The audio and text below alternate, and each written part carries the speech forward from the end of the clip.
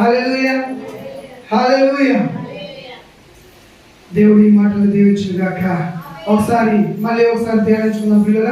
మనం ఈరోజు ధ్యానించుకున్నటువంటి వాక్యాన్ని మనం గమనించుకున్నట్లయితే, మొట్టమొదటిగా నీకు ఉన్నటువంటి శ్రమను బట్టి, నీకు ఉన్నటువంటి రోగాన్ని బట్టి, నీకు ఉన్నటువంటి బాధను బట్టి, నీకు ఉన్నటువంటి వేదనను బట్టి నీవు ఒక్కడివే ప్రార్థన చేస్తావు.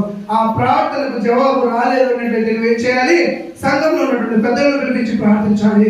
అప్పటికీ ఆ ప్రార్థనలో నీకు జవాబు రాలేదు అన్నట్లయితే నువ్వు ఎక్కడో డేంజర్ జోన్లో ఉన్నావని ఆలోచించుకొని, నిన్ను నువ్వు హెచ్చరించుకొని, నిన్ను నువ్వు ఒకసారి పరిశోధించుకొని, మూడో స్టేజ్కి నువ్వు వెళ్తున్నావు, మూడో స్టేజ్కి వెళ్ళావు అంటే నీకు మరణం తథ్యం అని చెప్పి నువ్వు హెచ్చరించుకొని నువ్వేం చేయాలి? నీ పాపాలని ఒప్పుకోవాలి. ఒప్పుకున్న తర్వాత దేవుని శరీరంలోనూ రక్తంలోనూ పాలు పంచుకోవాలి.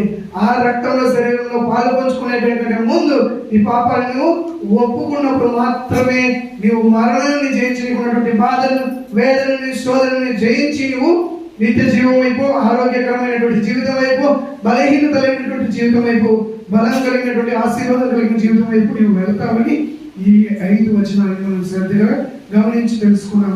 ఈ మాటలను దేవుడు దీవించి మీ జీవితంలో, నా జీవితంలో నీరుగట్టి ఫలింప చేయనుగాక. ఆమేన్, ఆమేన్.